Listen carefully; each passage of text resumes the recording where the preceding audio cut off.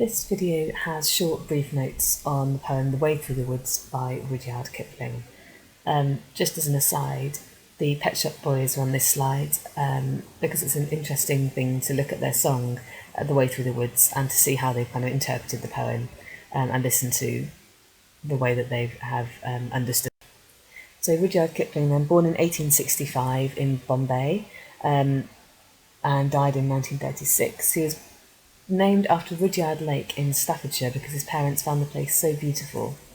He's a popular writer of short stories, novels and poems at the time, and his popularity and his success won him the Nobel Prize for Literature in 1907, and he's still the prize's youngest recipient.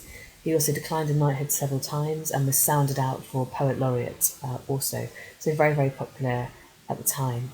However, this leads critics to be a bit divided because of some of the themes in his writing in particular, and criticism has changed with society's attitudes.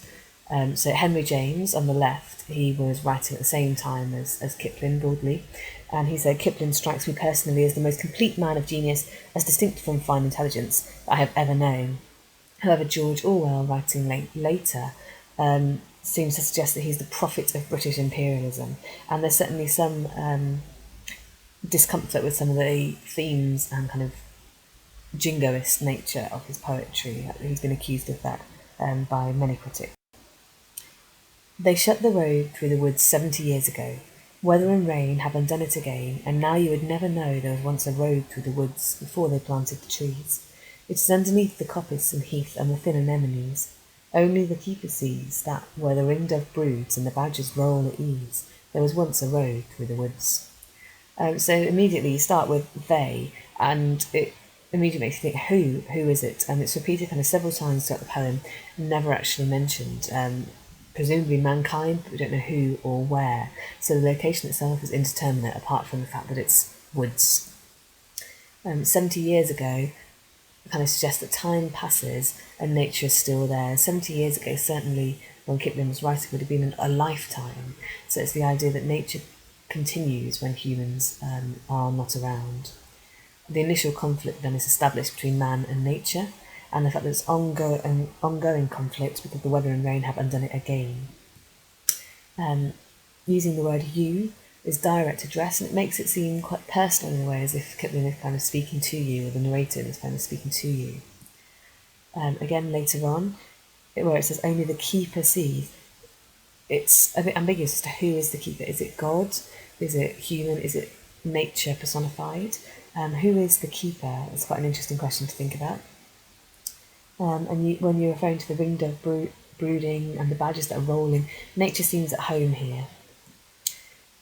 There's kind of lots of internal rhymes, so rain and again, for example, and later in the second stanza on the next page as well. And it's quite a gentle but irregular rhythm, so it seems to be kind of almost hidden, almost covert. Yet if you enter the woods of a summer evening late, when the night air cools on the trout-ringed pools, where the otter whistles his mate, they fear not man in the woods because they see so few.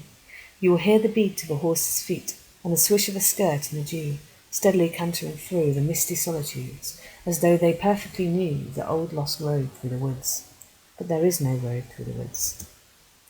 So the internal rhyme again creates a peaceful but oddly sinister tone and rhythm, and you need to kind of support that with language analysis to whichever option you chose. The relationship between man and nature is evident in the brackets because the otters are not scared of the men because they don't see very many at all. So the relationship suggests that the men aren't there and nature is kind of in control in this place. The horse's feet are very strange, and the swish of the skirt as well. Skirt could mean either the saddle, horse's tail, or an item of clothing. But whichever meaning you choose, it still kind of suggests the presence of a human, which hasn't been suggested so far in the poem. So could it be ghostly? Is it a memory? Or could it be kind of a lasting impression of humans that's left upon the land? That would be interesting to hear lots of different interpretations on that.